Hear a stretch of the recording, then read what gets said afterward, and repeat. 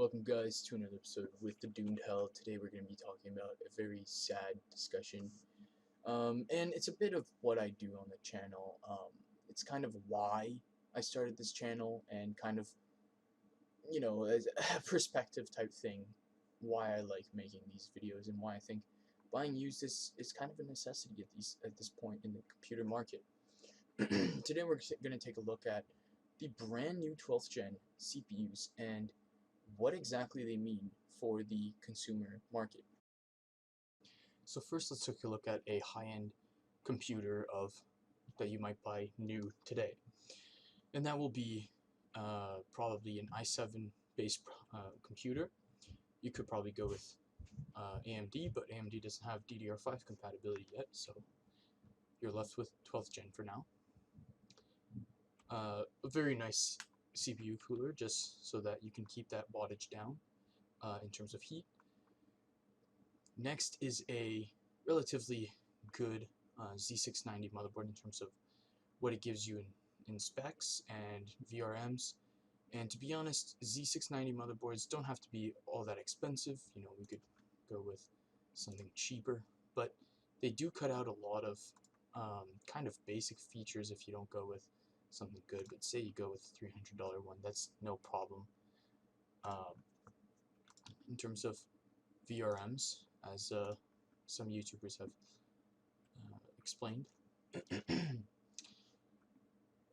Next is the DDR5, which these days DDR5, if you buy a 2x16, it is supposed to be around $600, even $650, which is pretty much one of the most expensive parts of the computer these days.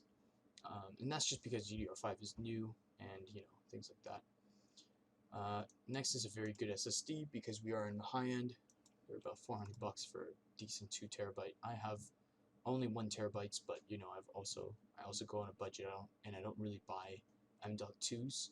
I do know that you could probably replace one for something cheaper, but high end and all. So next is graphics card, another part of the computer that's very expensive, $2,100 for a nice graphics card from Radeon 6800 XT. Not exactly the highest end, but still very high end. Next is a computer case. You could probably go with something more expensive. I went with something very cheap just to prove a point. And I also went with a decently powerful power supply. Probably, maybe even underpowered for this build, but I went with something cheap. And the total is $4,250. Now that's a lot of money, guys. That's that's as much as my car. That's as much as how much my car cost me. Yeah, sure, you could probably do things to cheapen this out. You could probably get something mid-range. But say you're one of those guys that want to use only high-end parts. You're kind of screwed these days. Now, to further my point that, this is expensive and it shouldn't be this way at all. And it's mostly inflation that has caused this, like internal factory inflation, not even like factory shutdowns caused this. It's simply that engineers and oligopolies have caused these prices to go up. But to further my point, let's look at a build that was built in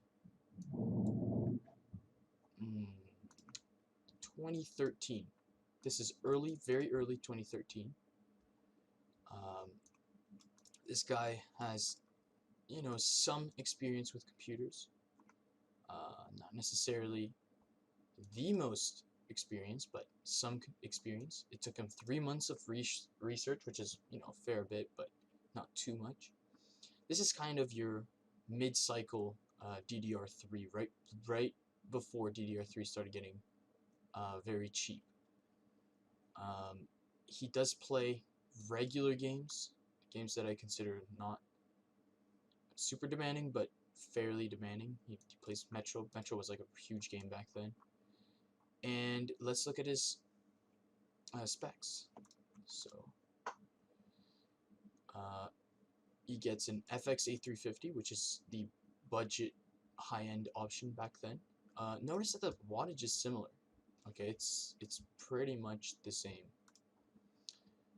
He gets a cheap-ish motherboard for back then. The motherboard is a lot cheaper. By the way, these prices are all in Canadian. If you look at here, Canadian. Look at this. All right, 137, 300. He buys cheap RAM. This is not necessarily very good RAM, but he does buy 2x8, which back then was very expensive. Now we're buying 2x16. Yes, a new generation, but still a lot more expensive. He buys 6 terabytes worth of hard drives for a decent price, and then he pays, you know, relatively cheap price for early good SSDs. This is how much you'd pay for SSDs back then. Not this much, but you know. And a little comment here, like 2 terabyte hard drives have not changed prices in a very long time. Okay, we're only now we've only saved about 30% of this price. All right, so you know, don't ask questions why this is bad. This is bad because prices aren't getting lower. That's why. Next is the graphics card. Biggest waste of money, because if you look here, that's how much he paid for mid to high end performance in 2013. That's almost 8 years, guys. That's 8 years. So obviously he paid for a nice case, decent case for back then, $200. And he bought a semi-decent power supply, about the same performance as ours. Well, performance, you know, quality as ours. And guess what he did with the rest of his money? He bought a shit ton of nice stuff. All right, a lot of accessories. He bought himself, you know, he even bought himself a Windows 10, Windows 8 copy. So that's nice. And the price is ridiculously cheap. Ridiculously cheap. All right, everything purchased here. You see that? That's the price as purchased. Ridiculously cheap. You see that? You see this, guys? Do you see this, motherfucker? All right. Don't be telling me that you have to buy new to get nice stuff. All right. Don't be telling me that these prices are decent. They're not bad, and you're ready to pay the price. You're causing this. You aren't causing this to happen. When you buy random things that aren't worth the price, this is what you do. All right. About $1,200. $1,200 that this guy saved. Even more than that.